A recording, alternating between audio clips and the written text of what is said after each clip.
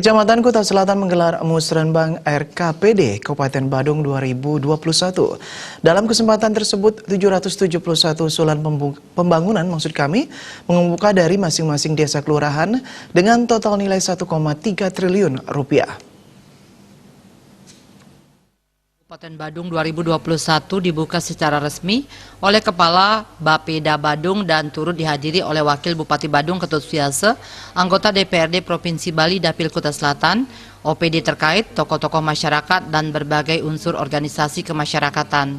Musrenbang Kecamatan merupakan forum para pemangku kepentingan di tingkat kecamatan untuk menyusun program prioritas pembangunan daerah yang berasal dari desa, kelurahan, dan kecamatan yang mengacu pada proses pembangunan sesuai dengan rencana pembangunan jangka menengah daerah semesta berencana Kabupaten Badung.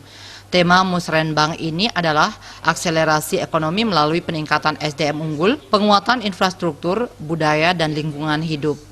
Camat Kuta Selatan Ketut Gede Arte mengatakan terdapat 9 prioritas pembangunan daerah yang akan dilaksanakan pada tahun 2021, yaitu pendidikan, kesehatan, ekonomi, pelayanan publik, infrastruktur, perlindungan sosial gender, lingkungan hidup, pariwisata, pertanian dan kebudayaan, dan perlindungan masyarakat.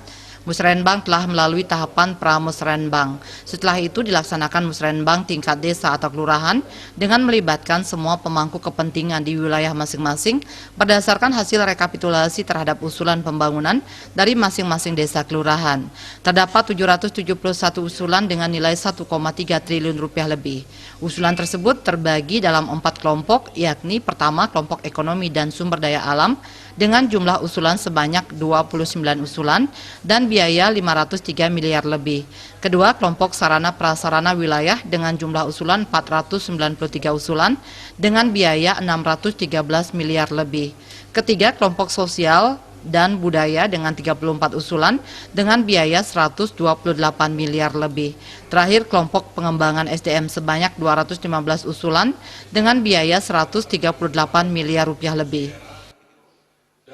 Yang kedua, sasaran daripada pelaksanaan Musren tahun ini jadi akan terrealisasi nanti tahun 2021. Tentunya kita melihat skala prioritas pembangunan Badung sebagaimana visi misi Bapak Bupati Badung dalam program Semesta Berencana. Tentunya kan ada skala prioritas PPNSB ini. Jadi karena tahun 2021 merupakan tahun terakhir penuntasan, sehingga mudah-mudahan dari Kuta Selatan ini seluruhnya bisa terserap melihat ketercukupan anggaran yang ada di pemerintah Kabupaten Badung. Sementara Wakil Bupati Badung Ketut Suryase mengatakan musrenbang adalah amanat konstitusi yang wajib dilakukan Pemka Badung. Musrenbang sekaligus menjadi media untuk evaluasi berbagai program yang telah dilakukan pada periode sebelumnya dan menginformasikan capaian pembangunan kepada masyarakat.